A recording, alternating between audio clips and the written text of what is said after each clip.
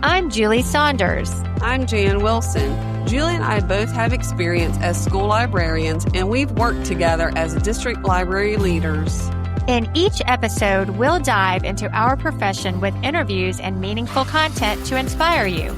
We're not experts, but we're pretty close. The ideas and opinions shared by any host, guest, or listener are their own and do not represent those of any respective school district. Welcome to Library Exchange. This episode is sponsored by Capstone. At Capstone, they're passionate about helping young learners succeed with engaging books and digital resources like Pebble Go. Designed for K-3 students, Pebble Go makes research fun and accessible with interactive content that builds confidence and a love of learning. Whether in the classroom or at home, Capstone provides the tools educators need to inspire and empower students. Want to bring Pebble Go to your school? Contact your local Capstone representative today and discover how they can support your learning community. Visit capstonepub.com/rewards/promotions to see special offers and promotions. It's another great day to be a school librarian, or as we like to say, Julie, the best position in a school. Yes, it is. How are you? Good. Doing great. How about you? I'm good. So it was really nice of you to give me a break from writing the episode intro, since you said, if you remember, that you would write the script for this one. So let's hear it. So I think I might have dropped the ball on that because, I have my 51-year-old brain and I forget things. So I do appreciate you actually writing the script, even though I told you I would do it. Well, you were supposed to write the intro. You'll write the next one. How's that? Okay. Yeah, that sounds great. Fair. Okay. All right. So today we are joined by middle school librarian Melissacorey from St. Joseph, Missouri. She's the past president of the Missouri Association of School Librarians and was recognized as a 2023 School Librarian of the Year finalist by School Library Journal. If you are a veteran school librarian, you are familiar with her free printable and editable book recommendations at visualbooklists.com. And if you have no idea what I'm talking about, then you should hit pause right now to write down the website, visualbooklists.com. And if you hit pause, welcome back. Welcome to Library Exchange, Melissa. Hi, thanks for having me today. So before we get started, can you tell us a little bit about your school, including number of students, demographics, and any other details that might provide our listeners with some context? Yeah, so I work at a middle school. Our school itself has grades 6 through 8. I have about 400 students in those grades. We have about 50 staff members. I always like to include our staff because they're they make our school run every single day and do amazing things for our students. Our demographics for my particular school and my school district in general, we have a community that has, I would say a higher than average level of poverty. My school is part of, the free breakfast and lunch programs usually, and we're considered a Title I school. And I just mention that because I think that every student deserves access to resources, access to books, and especially the ability to grow through different programs. I always say, we have really large metro areas here in Missouri, and we're not one of those large metro areas, but I want my students to have the same things they would have if they were in Kansas City or St. Louis, for instance. I'm glad that you mentioned staff, because that's probably a statistic that we should include asking about, Julie, because it shows the number of people that you're supporting beyond your students. So, Melissa, as I mentioned in the intro, your visual book lists are it's such a creative way to promote diverse literature. And they range from fantastic first chapters to stories of empathy and kindness. So how did the idea of curating these lists come about? Yeah, so a couple of years ago, I work really closely with one of my colleagues. Her name's Elizabeth Hoskins, and she's also a middle school librarian in the same school district as me. And we had both, for a few years, been completing some diversity audit work on our collections. We sort of wrapped that up after a year or so. And really, we wanted a way to present that to students And what we came up with was just lists of books, kind of like in a binder at the desk. It might be something like African American protagonists or Asian American stories. But as we all know, middle schoolers are one of the demographics that you have to pull out all the stops sometimes to get them interested in books and interested in reading. We kind of talked about that idea. I know that she had worked on some book lists as well. And it was one year during state testing. I didn't have much traffic in the library, didn't have many checkouts going on. It was kind of a quiet week. I sat down in Canva and thought, this is going to be my project. And I struggled. I thought there's going to be a template, that I can edit and it's going to be perfect. And I'd seen different book menus and kind of took some inspiration from those as well. But I finally came up with a template that I liked, started customizing some of those lists.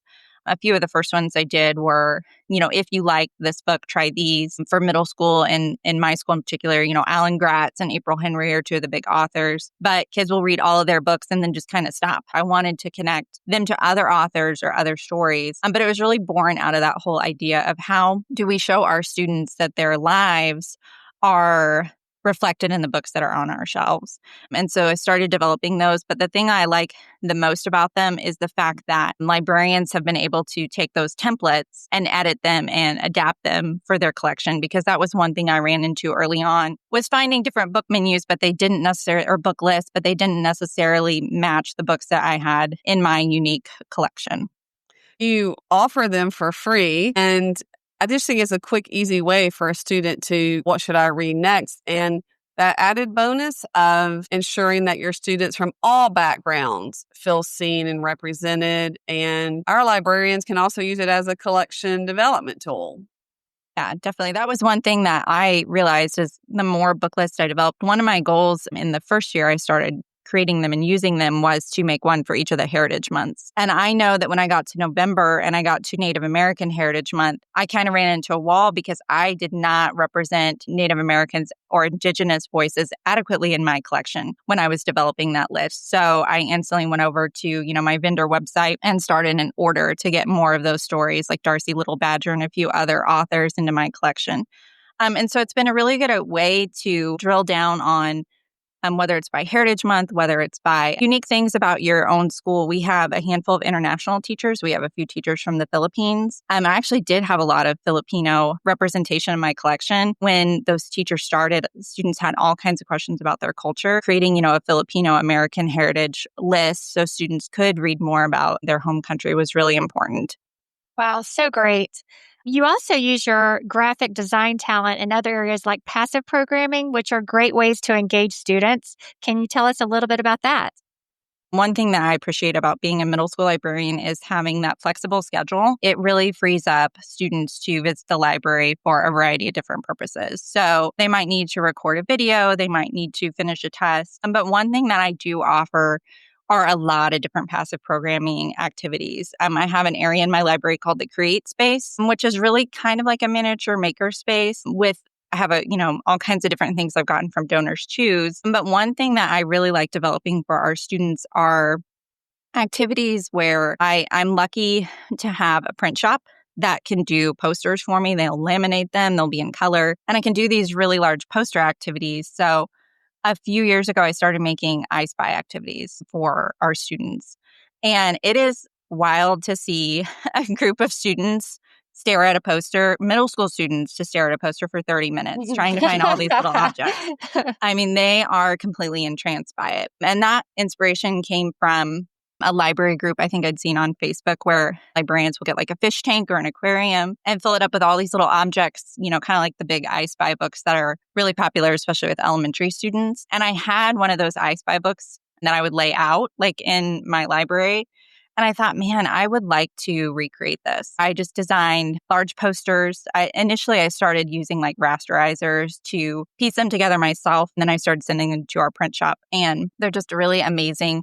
There's kind of a method to keeping them organized and also like keeping track of the number of objects. I struggle to post a few and people are like, actually, there's like 7 pumpkins in this one and you have, 6 written down. I'm like, oh my gosh, because math is hard. It's kind of like bonus points for you. Exactly. But I've seen so many different iterations of those because, again, everything that I create, I post for free simply because I always say I have the budget that I have. I don't have the budget that I deserve. And so I know making those choices to spend money out of your own pocket as a librarian is one of the ways that people are, librarians are always doing what's right for kids. So putting those out there for free and seeing people print them off as a single page and laminating them and having it be a station for elementary checkout with dry erase markers, or you using like a smart board and having students, trace their answers and then clear it at the end of the hour. It's always so enriching to see what librarians are adapting and creating with something that you put out in there in the world. That's great. So I just have a follow-up on that. So what do you feel are the values of having these passive programming ideas for students? What are the values? Well, I think one, for me, it's also, a motivational tool. Students usually they can request a pass from their teachers. And once students realize that they kind of have a break in a long academic day, we have 7 periods of academic classes. And it's just really an opportunity for them to slow down and be creative and build and search and color and whatever else they might not have the opportunity to do outside of class. So one thing I always keep in mind is, what students' home lives might look like. If I do lots of coloring contests and some students don't have markers at home. And so we have kits of markers that they can check out so they can still participate. But a lot of kids don't have those experiences outside of the school day. Being able to offer those in the library, and it's also a structured setting. They have me there to help or me there to offer different things to them. That is not an experience that I think all of our students have universally. And so seeing the excitement and the consistency with which students will say, hey, I'm caught up on my work. Can I go to the library? Can I have a Create Space pass? Is really a super important thing for me to be able to offer to them. So, Melissa, do your staff members also come and do those I Spy posters? Yes. So it's kind of funny how, like our school library community is so close-knit. And so people go like, oh, you do book lists or you do I Spies or you have all these different things. And usually people will find them next to the copier. Like I had one teacher make the connection because she's like, I saw this on a group, like an ELA group. And then I realized it was yours. Yes. And I didn't know that you were that person. And I was like, it's wild to try and make those connections. One nice thing with our school district and that we've done for the past few years is really large professional development summits where it's kind of an unconference where you choose the sessions that you want to attend. It's been a really good way to make connections with educators who are in my school district but not in my building. So I did one last fall with my middle school colleague, Elizabeth Hoskins, and it was about being a bookworm. We brought in all kinds of activities that we've created, create a lot of reading trackers. It has different book spines and you can fill those in. And I've seen elementary teachers use those as how they track their read alouds. And so I made a bookworm one and we presented on all kinds of different, online resources like Sora and a few other things we have access to. And funnily enough, I went to my son's parent-teacher conference a month after that. And outside the classroom were the bookworm reading trackers. She had every kid do one with their read alouds and color in. And I was just floored because I was like, that's mine. And then my kid did that. And so it's really nice that our district provides that because we do get very isolated as librarians, but also we get isolated sometimes in our own buildings instructionally. And having that ability to collaborate across buildings, but across departments as well, has been a really good opportunity. That's a great segue into my question of what strategies or approaches have you found most effective for connecting with teachers? And even if you just wanted to speak to the new librarians who are just starting to build those relationships. One thing that I always try and make sure is that teachers know that, one, I'm here to help, but also that I'm an instructional partner. So I feel like boundaries is a word that gets tossed around a lot, but I think as librarians, we have to set some of those boundaries sometimes of, the copy machine is a big one. Like I'll fix the copy machine. I'll teach you how to use it, but I'm not going to make all the copies for your class. But when it comes back to showing people that you're an instructional partner, having that face-to-face time, whether it's in a department meeting, whether it's a professional development session. In the past, we've done lunch and learns, which is a really low-cost way for teachers to learn from instructional leaders in their building. And so I would offer a few of those, like we would just have different staff sign up. Maybe you went to a conference and you wanted to teach somebody, about a topic you learned about. And so I would do like technology tools. Years ago, we had a big push with maybe it's your learning management system. Maybe it's how to use Google Forms more effectively.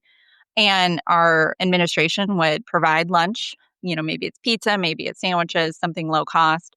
And it's a nice way to reward teachers for giving up, 20 minutes of time, but learning something that's maybe a little bit low stakes, but they can take back to their students.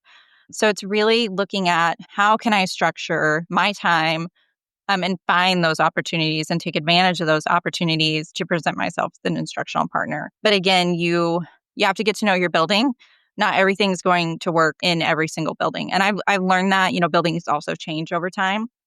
Your staff changes and turns over, and you have to learn what's going to work best for the people that you work with. So we all know how stressful school life can get. What are some fun or simple things that you do to help support your staff wellness around your school? Yeah. So a few years ago, one of our fellow teachers she's an instructional coach in my school district now, she walked into the building and she could just tell the mood was off. It was like September and we were all already over it. It had started off, just a stressful year. And so she came to me and she said, I want to do something every single month. I want to have a different activity every single month. We landed on playing bingo as a staff. And we have played bingo every single year. Every single month we play bingo. And I'm now in charge of it since she's moved to the district level. So I'm like I always say I'm like a cruise ship director a little bit. You're like, here's our exciting thing for the month. But I organized a bingo game for our staff. I actually have one. I did want to print one out. I made a back to school version, and this is on my beacons link that I'll mention as well. But we find these with Pinterest. I made this one in Canva that's customizable. So every staff member gets a bingo card. If they want to play, it's optional. And there's always a free space, and then there's different items on that card. And they're all different. So it kind of depends on which card they choose, which, bingo they're going to land on. And then I have a calling card with all the spaces. And so I will have this as a PDF on my computer, and I'll take a screenshot of the clue for the day. So it might be the light bulb. And I email that to all staff. So they take their card that's laminated, and then they mark off the space with a dry erase marker. I use ChatGPT to figure out how many clues per day to get through, because it's usually like 24 clues on average on a bingo card, but you might only have like 18 days of school that month. And so we play different themes, usually seasonal. We try and stay away from different holidays. So we don't do like Easter or Christmas, but we'll do winter and spring. We do Halloween. We do Valentine's Day. They were a prize. Yes. So there are prizes because you can't play bingo and not have some kind of little prize. So I have a snack basket. Again, I am lucky enough to have an administrator in office that supports me. So I just bring the snack basket over. They always have some snacks on hand, like chips, candy bars, granola bars, and we fill up the snack basket. If you get a bingo, whether it's horizontal, vertical, or diagonal, you have to reply all. Oh. And that's the important part, is you have to reply to everybody. I know in education we said don't reply all, Exactly. but bingo's the one time. I was just thinking that. Yeah. So bingo's the one time you want to reply all. And so you have to say you have bingo. Some people send little funny GIFs and things, different clips from movies of people saying bingo. After we've had maybe 10 to 12 winners, maybe more, depending on how much is in the snack basket, we start playing for blackout bingo. So you keep marking your spaces, and then whoever replies first with blackout gets a Sonic drink. So, super high stakes. But I just run to Sonic before, the morning deal is over and get a 99-cent Sonic drink of their choice. And people love playing bingo in our building. And so that's just something simple. I do a few other staff morale things. We have announcement slides that play throughout our building on a few different TVs. And I always have a different theme for that every month as well. So it might be, what's your favorite Halloween candy, or what's your favorite Thanksgiving side dish? Or when it comes to like the warmer months, where do you want to go on vacation, or what do you like to do outside when it's springtime. We just always include something unique about each staff member that wants to participate. It's just a Google form that they fill out. If they mention pets, I might ask for, like if they say I like to walk my dogs, then I'll ask what breeds their dogs are, ask for pictures of their dogs to include as well. I always like to sponsor book exchanges for staff before we go on breaks. So before winter, spring, and summer break, I always have a book exchange cart. I was lucky enough this year to get a 3D printer through Donors Choose. And so one of the first things I did was print items for staff to put on that cart as well.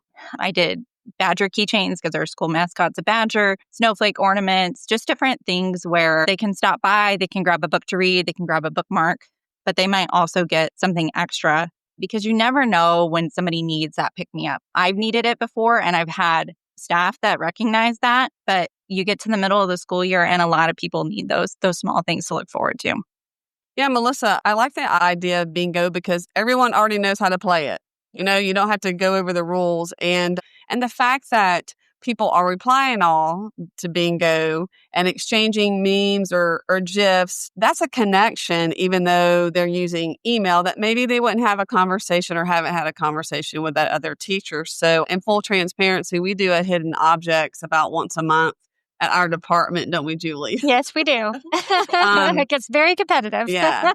The time goes by really fast on this, Melissa. First, I want to thank you for joining us and sharing your different passions, your creativity and advocacy, because from your visual book list, passive programming to staff wellness, you have given our audience a lot of inspiring ideas to take back to their libraries today. We're so grateful for the work that you do. The energy you bring to the profession is just wonderful. And so before we wrap up, where can our listeners follow your work or connect with you online? Sure. So on most social media platforms, I'm on Blue Sky, Threads, and Instagram as @melissacorey. And then on TikTok, I am @melissacorey library. I was an early TikTok adopter and didn't really see the value in it and rejoined and lost my username. And then I also post everything that I create on a Beacons website. It's beacons, beacons.ai/melissacorey. And again, everything I post there is free of charge. They're all Canva templates that you can adapt to fit your building or your collection. Great. Thank you, Melissa. Thank you so much. Thanks so much for having me. Melissa is so talented with graphic design, and I love how she has incorporated her talents into reading promotions like reading lists and other types of book menus. We've exchanged ideas. Now let's start with the recap. Yes, I want to agree with you on that point because it's an excellent example using her strength of graphic design to create those opportunities for students and teachers, and all of it just led to so many connections with her stakeholders. She really feels like her passive programming can really motivate students to be creative and slow down, especially with the I Spy posters that she's able to print using her school's print shop. That's a great example. Yeah, she really makes her students and teachers feel included because she's offering so many different experiences. But I really enjoyed hearing about the professional development summits her district has offered because she's attending with other educators from the same district. They don't work in the same school. And coincidentally, her son's teacher ended up using the reading tracker she created and shared that summer. I do love all of her ideas involving staff engagement. Those bingo cards are a simple way to build relationships and improve your school climate. But in addition to the fun activities Melissa creates for her teachers, she does always find opportunities to present herself as an instructional partner. As summer winds down right now, Julie, and we're all thinking about the new school year, she emphasized how important it is to have face-to-face time with your teachers. So for instructional partnerships to happen, yes, word of mouth does help when teachers talk to one another. But Melissa shared the importance of face-to-face time at a department meeting, professional learning. So invest in those opportunities and host them in your space, or find ways to attend. If you don't have a media assistant or a clerk, test the water by asking your administrator to help brainstorm solutions that would allow you to somehow attend those meetings. Those are all great reminders. And I just want to say school librarians need to remember that having people like you is one thing, but a real win is when they like you and want to work with you because you bring educational value to the school. We can't forget that our most important role is as an instructional partner. Remember, anyone can do inventories and check out books, but the most successful certified librarians highlight their instructional role. Veteran teachers at your school should never be surprised that you actually provide lessons and activities founded in good instructional strategies. If you feel like you're not seen as an instructional partner, and I'm sorry, I'm continuing on here, Jan, but if you feel like you're not seen as an instructional partner, it might be time to dig in and figure out how, number one, you make connections with teachers, and number two, you bring educational value or enrichment beyond the classroom. This might start with just one teacher who wants to give you a chance to build that type of relationship. And just as Melissa mentioned, she always tries to find ways to present herself as an instructional partner. It's a great reminder to new and veteran school librarians that connecting with teachers in the teaching and learning process will ultimately expand your reach with students. Yeah, so if you're not seen as an instructional partner, Julie, there's only one person who can change that. That's right. It's you. Or me, or anyone. That's right. And that piece, it made me rethink how I used to introduce myself to new teaching staff and, how I reflect. But I did do a quick overview of the databases that I talked about, the media committee and how staff could recommend purchases. But now I see I focus way too much on processes, how to sign up to bring your classes in, what types of equipment we have available, when I should have used that time to highlight my instructional role. Absolutely. Yes. So you have to remind teachers when they're new to your school, they may be coming from a school that didn't have a strong library program. Right. So I should have shown example projects or teacher collaborations based on the subject of those new teachers, and even have a few teachers talk about our instructional partnership. That would have made more of an impact. Yeah, I agree completely. When you invest in connecting with staff and increasing your interactions, you lay the foundation of a strong instructional partnership. It starts there, Julie. Yep. You guys, in the show notes, we will share the link to Melissa's Beacon AI website. It's very similar to Linktree with links to all of her free resources. Make sure to visit our website at www.libraryexchangepodcast.com. You'll find episode notes and links. You can even submit your questions or inspiring stories that may be featured on the podcast. If you're looking for some swag for your library or book-loving friends, visit libraryexchange.etsy.com. That's a lot of URLs, so I'm glad you had to say all of that, Julie. Thanks for joining us. We can't wait to have you back for our next episode of Library Exchange.